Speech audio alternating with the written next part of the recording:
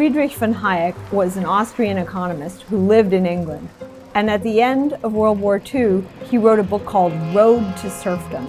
That book caught fire. There was a cartoon version which was published in Look magazine. Hayek's essential observation was that personal freedoms depend on economic freedoms. War is the beginning of the road to serfdom because government takes over and then it doesn't let go. Cut to a few years later, 1955, 1958, socialism is a dead doctrine in the West. What they say is we want to have social welfare programs. That sounds benign, but it is insidious as well.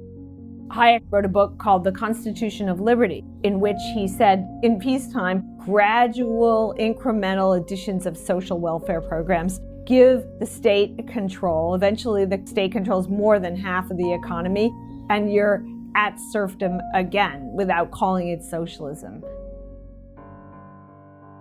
What the Manhattan Institute's Hayek Prize does is highlight and honor the books that show the connection between Hayek's insight and what's really happening in the world. The 2018 winner of the Hayek Prize is John Cogan's The High Cost of Good Intentions.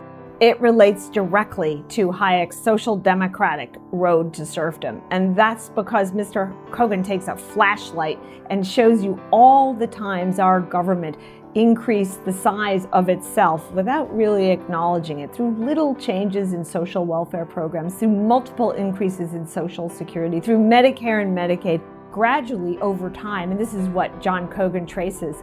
The spending on social programs, what we call entitlements, begins to dwarf any other spending that the United States does. One way to avert fiscal disaster is simply growth. Very interesting is Vijay Joshi's book about India, because we thought that India would forever be controlled by bureaucracy. Yet when India liberalized, all of a sudden its growth began to outpace anything else. And the question now, as Joshi shows, is can India throw off the shackles of the bureaucratic state? One of the finalists is a book called Machine Platform Crowd by Andy McAfee and Eric Brynjolfsson. What this book does is show the incredible growth that comes from big data, from new innovations in technology. These authors value what Hayek valued, which is letting people freely transact with one another without much government control. Another of our finalists was a wonderful book called Europe's Growth Challenge by Anders Aslund and Simeon Jankov. They point out how the social welfare state does shackle European nations. The absent growth that Europe longs for is just waiting for freer economies. They point out that where Europe has freed economies, that growth has materialized. And they plot a plan for the future of Europe, which includes restraint of the state.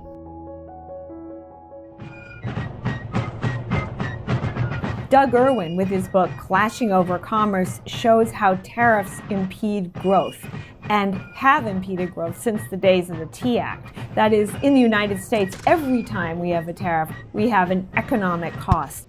Right now, we're considering tariffs on China. Only by reading a book like Irwin's can you see the full cost of tariffs. In the current environment, free marketeers have few weapons. The best weapon, the missing weapon, the needed weapon is a good book, a real explanation of what the free market is about and what it can give society. These Hayek Prize books are those books, a gift to the country at a time when they are much needed.